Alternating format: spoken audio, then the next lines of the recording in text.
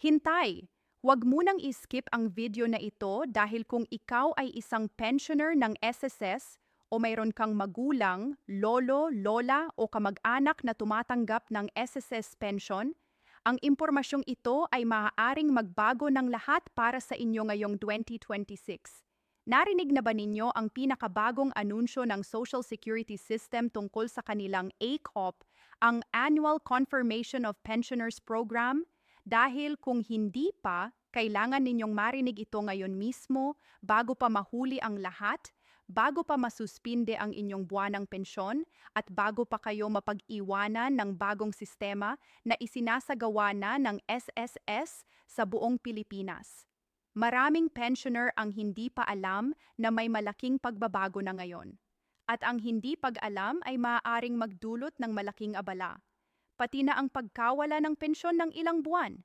Kaya naman, dito sa video na ito, tatalakayin natin ang lahat mula sa kung ano nga ba ang ACOP, bakit ito mahalaga, at ang pinaka-importanting bagay, kung paano mo ito magagawa online gamit ang bagong facial authentication system ng SSS. Manatili kang nanonood dahil marami kang matututunan sa susunod na mga minuto. Ngayon, bago pa tayo magsimula, kung ikaw ay bago sa aming channel, pindutin na ang like button at isubscribe na para hindi ka mahuli sa mga importanteng balita at updates tungkol sa SSS, GSIS, PhilHealth at iba pang benepisyo na para sa inyong kapakanan. At para sa inyong mga kaibigan at kamag-anak na pensioner, ibahagi na rin ang video na ito ngayon. Maraming pamilya ang naghihintay ng tamang impormasyon at ikaw ang makakatulong sa kanila. Magsimula na tayo. Ang ASOP o Annual Confirmation of Pensioners ay hindi isang bagong programa.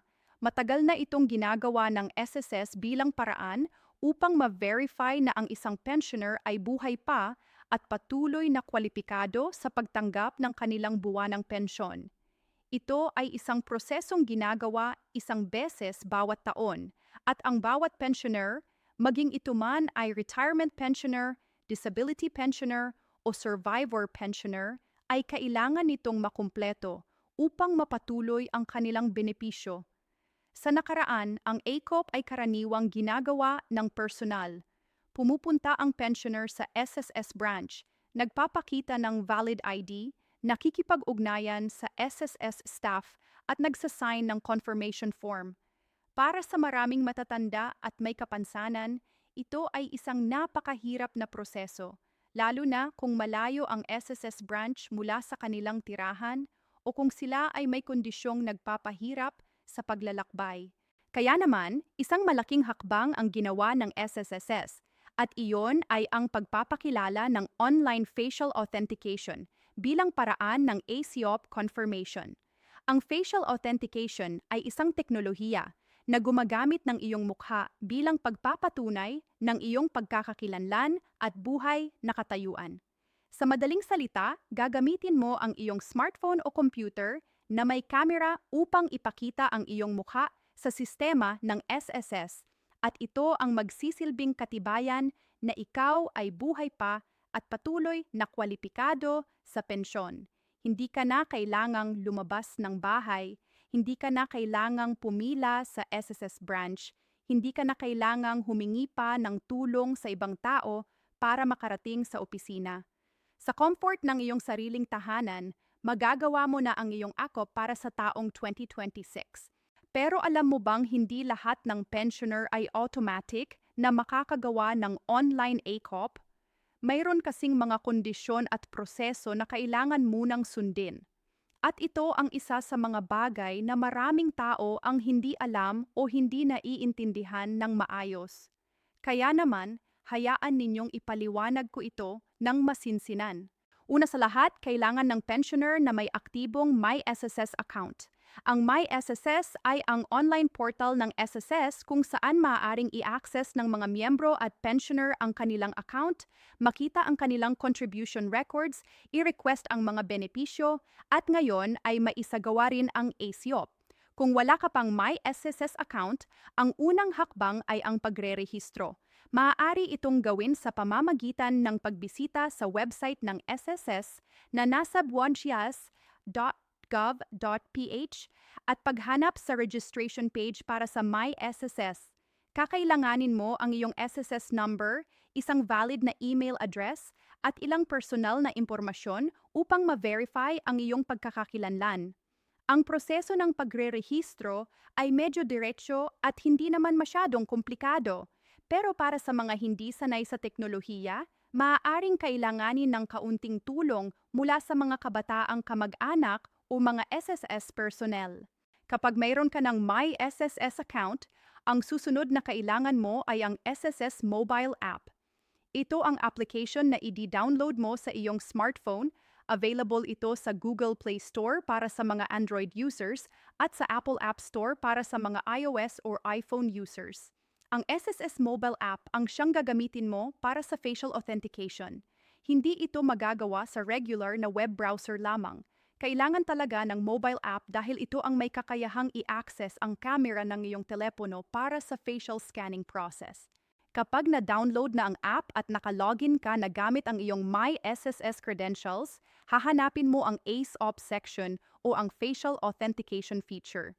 Mayroong ibibigay na step-by-step na gabay ang sistema at hahanapin ka nitong pumosisyon ng iyong mukha sa loob ng frame na ipapakita sa screen. Mahalaga dito na ikaw ay nasa maliwanag na lugar. Kung maitim ang iyong kapaligiran o malabo ang camera ng iyong telepono, maaaring hindi makilala ng sistema ang iyong mukha. Kaya siguraduhing nasa maayos na liwanag ka, na nakaharap sa pinagmumulan ng liwanag, at na ang iyong mukha ay malinaw na makikita. Siguraduhin din na walang kahit anong nakaharang sa iyong mukha, walang salamin, walang malaking hat, walang face mask, dahil kailangan ng sistema na malinaw na makita ang iyong mga pangunahing facial features. Ang proseso ng facial scanning ay mabilis lang. Ilang segundo lamang ito, karaniwang tatagal. Maaari ring hihilingin sa iyo ng sistema na gumalaw ng kaunti, tulad ng pagpapakita ng ngiti o pagkidlat ng mata, upang patunayan na ikaw ay isang totoong tao at hindi lamang isang larawan na ipinakita sa kamera. Ito ay tinatawag na liveness detection, isang mahalagang bahagi ng sistema upang maiwasan ang pandaraya.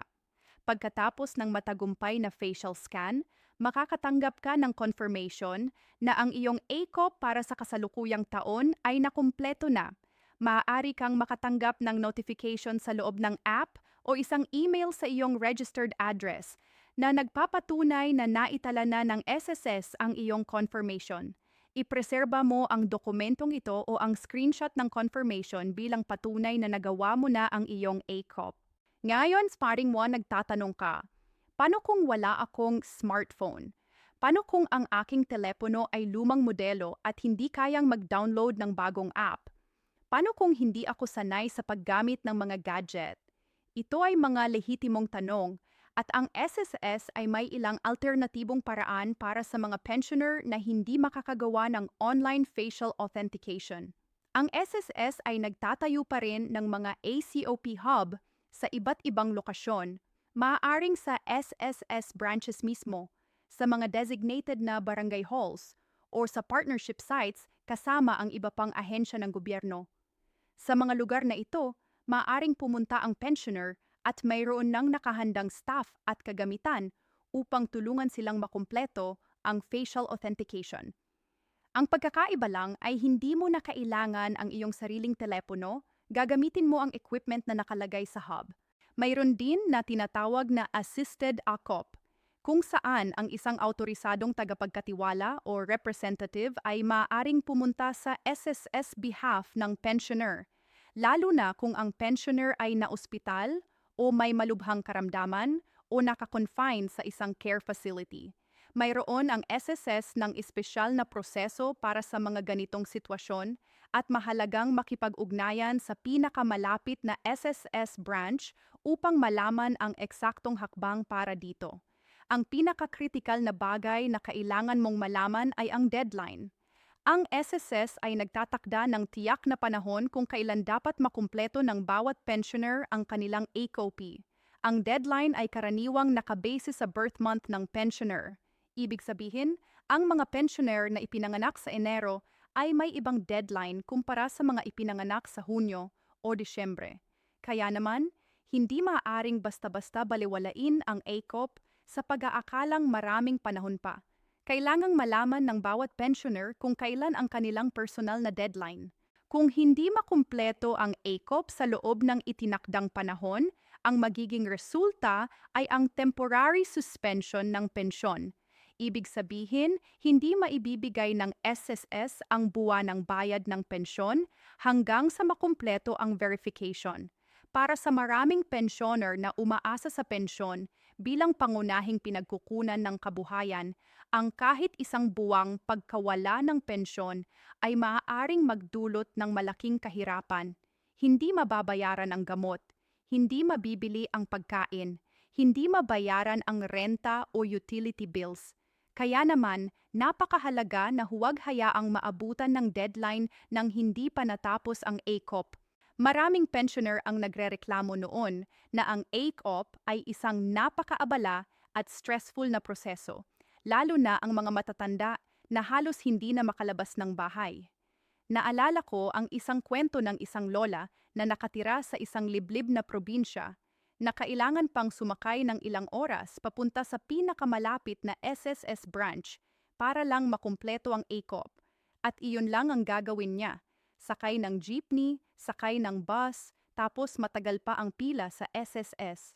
Ito ang napakamasakit na realidad na kinakaharap ng maraming pensioner sa buong Pilipinas. Ngayon, sa tulong ng facial authentication, ang ganitong kwento ay magiging nakaraan na. Ang teknolohiya ay ginagamit upang gawing mas madali at mas accessible ang serbisyo ng SSS para sa lahat. Hindi na kailangang isacrifice ng isang matandang lola ang kanyang lakas at kalusugan para lang makumpleto ang isang proseso ng verification. Sa loob ng kanyang tahanan, gamit ang telepono ng kanyang apo, maaari na niyang makumpleto ang ACOP ng ilang minuto lang. Pero may isa pang bagay na gusto kong bigyang diin. Kasabay ng positibong pagbabagong ito, mas aktibo rin ang mga manloloko na nagtatangkang samantalahin ang mga pensioner. Lumitaw na ang mga ulat ng mga taong nagpapanggap na SSS representatives, tumatawag, nagpapadala ng mensahe o personal pang nagpupunta sa mga tahanan ng pensioner at nagsasabing kailangan ng pensioner na magbigay ng kanilang SSS number, My SSS login credentials, o kahit ang kanilang facial scan data sa pamamagitan ng mga kahina-hinalang website o app. Ito ay isang malaking babala para sa lahat. Ang SSS ay hindi kailanman hihilingin sa inyo ng inyong password o ng inyong login credentials sa pamamagitan ng telepono, text message, or email. Ang lahat ng opisyal na komunikasyon ng SSS ay darating sa pamamagitan ng kanilang opisyal na channels. Ang opisyal na website na sssgov.ph, ang opisyal na SSS mobile app mula sa pinagkakatiwalaang app stores, o ang opisyal na SSS branches. Kung may lumapit sa inyo at nagsasabing representative siya ng SSS at kailangan ng inyong personal na impormasyon, maging maingat. Tawagan ang SSS hotline upang i-verify ang pagkakakilanlan ng taong iyon bago magbigay ng kahit anong impormasyon. Siyang SSS hotline ay available para sa lahat ng inyong katanungan at concerns. Maaari kayong tumawag sa 1455 kung kayo ay nasa Pilipinas or sa Pacho 6632 8-1-5 kung kayo ay nasa ibang bansa. Mayroon din silang email address at mga social media accounts na opisyal na maaaring gamitin para makipag-ugnayan sa kanila. Huwag mag-rely sa mga impormasyon na galing sa mga hindi kilalang pinagkukunan. Laging suriin ang opisyal na website ng SSS para sa pinakatumpak at pinaka-updated na impormasyon. Ngayon, para sa mga anak at apo ng mga pensioner na nanood ng video na ito, mayroon kayong napakahalaga at napaka-espesyal na papel. Hindi lahat ng inyong mga magulang o lolo at lola ay sanay sa paggamit ng teknolohiya. Hindi lahat ay may sariling smartphone o maaasahang internet connection. Kayo ang tulay sa pagitan nila at ng modernong sistema na ito. Maaari ninyong tulungan sila sa pag-download ng SSS mobile app, sa pag-set up ng kanilang My SSS account kung wala pa silang account, sa pagtuturo sa kanila kung paano gamitin ang facial authentication feature, at sa pagtiyak na na-complete nila ang ACOP bago pa mag-expire ang kanilang deadline. Ito ay isang simpleng bagay na magagawa ninyo para sa inyong mga mahal sa buhay at ang kapalit nito ay ang katiyakan na hindi masisuspinde ang kanilang pensyon, na patuloy na matatanggap nila ang buwanang benepisyo na kanilang pinagsikapang kamtin sa mahabang taon ng kanilang trabaho at kontribusyon sa SSS. Isipin mo ito, ang isang pensioner na nagbabayad ng SSS contributions sa loob ng 30 taon ng kanyang buhay ay hindi nararapat na mawalan ng pensyon dahil lang sa isang prosesong hindi niya naiintindihan o nahihirapan siyang gawin. Ang ating trabaho bilang mga mahal sa buhay, bilang mga kabataan na may kaalaman sa teknolohiya, ay ang tiyakin na hindi ito mangyayari sa ating mga kapamilya. Mayroon ding dapat na malaman ang lahat tungkol sa mga karaniwang error o problema na maaaring maranasan habang ginagawa ang online ACOP. Isa sa mga pinakakaraniwang problema ay ang hindi matanggap ng sistema ang facial scan. Nangyayari ito dahil sa mahinang internet connection, mababang kalidad ng kamera ng telepono, o hindi magandang kondisyon ng liwanag sa lugar. Ang solusyon dito ay simple. Tiyaking malakas ang inyong internet connection, pumunta sa mas maliwanag na lugar, at siguraduhing malinis ang kamera ng inyong telepono. Kung may protektong screen ng telepono na medyo malabo na, maaaring ito rin ang sanhi ng problema, kaya alisin muna ang screen protector habang ginagawa ang facial scan. Isa pang karaniwang problema ay ang pagkalimot ng password sa My SSS account. Kung ito ang inyong kalagayan, huwag mag-alala. Mayroon ang website ng SSS ng password reset feature kung saan maaari kang humiling ng bagong password sa pamamagitan ng iyong registered email address. Siguraduhin lamang na may access ka pa sa email address na iyong ginamit nang mag-register sa My SSS. Kung ang inyong telepono ay lumang modelo at hindi kayang mag-run ng SSS mobile app, maaring kailangang humingi ng tulong sa isang kamag-anak na may mas bagong telepono o pumunta sa isang SSS hub o branch na may available na equipment para sa facial authentication. Ang SSS ay nauunawaan na hindi lahat ay may access sa pinakabagong teknolohiya, kaya naman nag-aalok sila ng iba't ibang paraan upang matulungan ang lahat ng pensioner na makumpleto ang kanilang ACOP.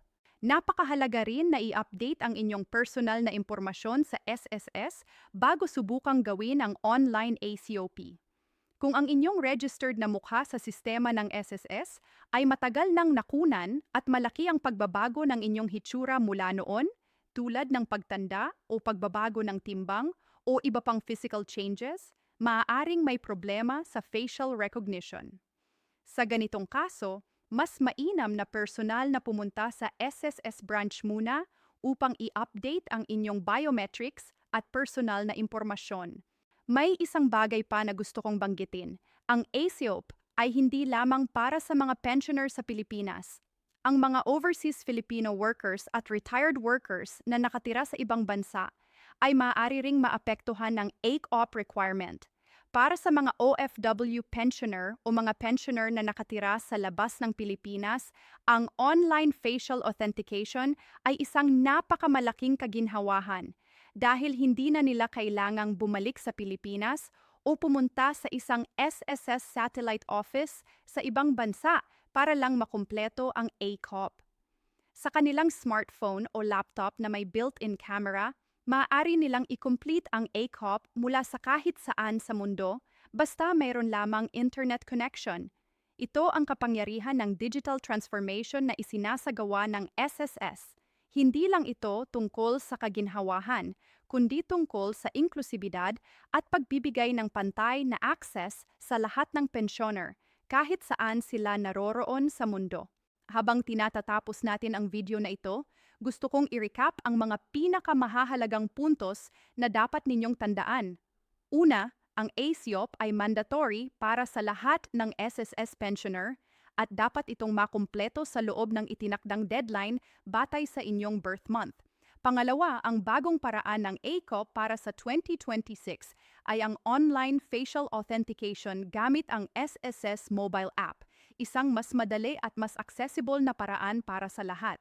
Pangatlo, kailangan ng My SSS account at SSS mobile app upang magawa ang online ACOP.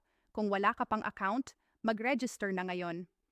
Pang-apat, para sa mga hindi makakagawa ng online ACOP, mayroon pang ibang paraan tulad ng SSS hubs, branches, at assisted ACOP para sa mga may espesyal na pangangailangan. Panglima, maging maingat sa mga manloloko na nagpapanggap na SSS representatives. Ang SSS ay hindi hihilingin ng inyong password o confidential na impormasyon sa pamamagitan ng hindi opisyal na channels. At panghuli, para sa mga anak at apo ng mga pensioner, tulungan ang inyong mga mahal sa buhay na makumpleto ang kanilang ACOP bago pa mag-expire ang deadline. Ang bawat pensioner ay naghirap at nagtrabaho ng maraming taon upang mapanatili ang kanilang kontribusyon sa SSS. Ang pensyon na kanilang natatanggap ngayon ay bunga ng kanilang pagsisikap at sakripisyo at hindi nararapat na mapigilan ang pensyon ng sinuman dahil sa pagkakulang ng impormasyon o tulong. Kaya naman, ibahagi natin ang video na ito sa lahat ng ating kakilala at mahal sa buhay na mga pensioner. Kung ikaw ay pensioner at mayroon kang katanungan tungkol sa inyong ACOP o kung mayroon kang karanasan sa paggawa ng online ACOP na gusto mong ibahagi, ilagay mo ito sa comment section sa ibaba. Maraming tao ang natutulungan ng mga kwento at karanasan ng isa't isa at ang inyong comment ay maaaring maging malaking tulong sa isang pensioner na naghahanap ng sagot sa katulad na katanungan.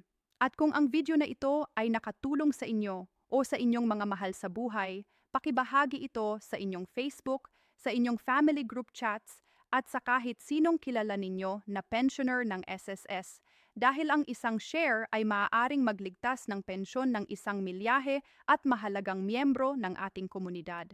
At kung hindi ka pa nakasubscribe sa aming channel, pindutin na ang subscribe button at ang bell icon upang lagi kang maabisuhan ng mga importanteng update tungkol sa SSS, PhilHealth, at iba pang benepisyo ng gobyerno na para sa inyong kapakanan. Hanggang sa susunod na video, ingat lagi at nawa ay lagi kayong ligtas at malusog.